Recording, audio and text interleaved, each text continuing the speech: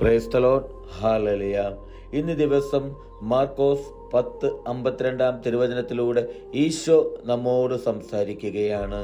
യേശു പറഞ്ഞു, നീ പൊയ്ക്കൊള്ളുക, നിന്റെ വിശ്വാസം നിന്നെ രക്ഷിച്ചിരിക്കുന്നു. തൽക്ഷണം അവന് കാഴ്ച ലഭിച്ചു. അവൻ യേശുവിനെ അനുഗമിച്ചു. ഇന്നത്തെ തിരുവചനത്തിലൂടെ നമുക്ക് കാണുവാൻ സാധിക്കും, വിശ്വാസത്തിൻ്റെ ഒരു അത്ഭുതകരമായ ഇടപെടൽ നമുക്ക് ഈ തിരുവചനത്തിലൂടെ കാണുവാൻ സാധിക്കും. തിരുവചനം പറയുന്നത് എങ്ങനെയാണ്? യേശു പറഞ്ഞു, നീ പോയിക്കൊള്ളുക, നിന്റെ വിശ്വാസം നിന്നെ രക്ഷിച്ചിരിക്കുന്നു എന്ന്. എൻ്റെ പൊന്നു സഹോദരരെ, ഈ തിരുവചനം കേൾക്കുന്ന ഓരോ വ്യക്തികളോടും എനിക്ക് പറയുവാനുള്ളത്, വർഷങ്ങളോളമായി അന്ധത ബാധിച്ചിരുന്ന ആ മകൻ്റെ വിശ്വാസം ഒന്നുകൊണ്ട് മാത്രമാണ് ആ അന്ധന് അന്ന് കാഴ്ച ലഭിച്ചത്.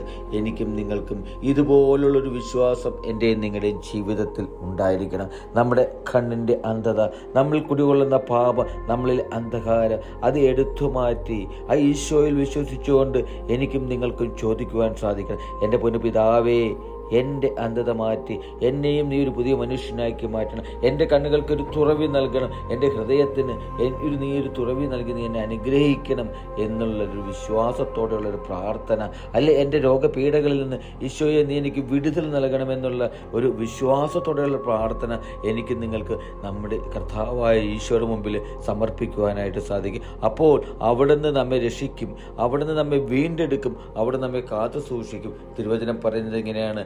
തൽക്ഷണം അവന് കാഴ്ച ലഭിച്ചു, അവൻ യേശുവിനെ അനുഗമിച്ചു എന്ന്.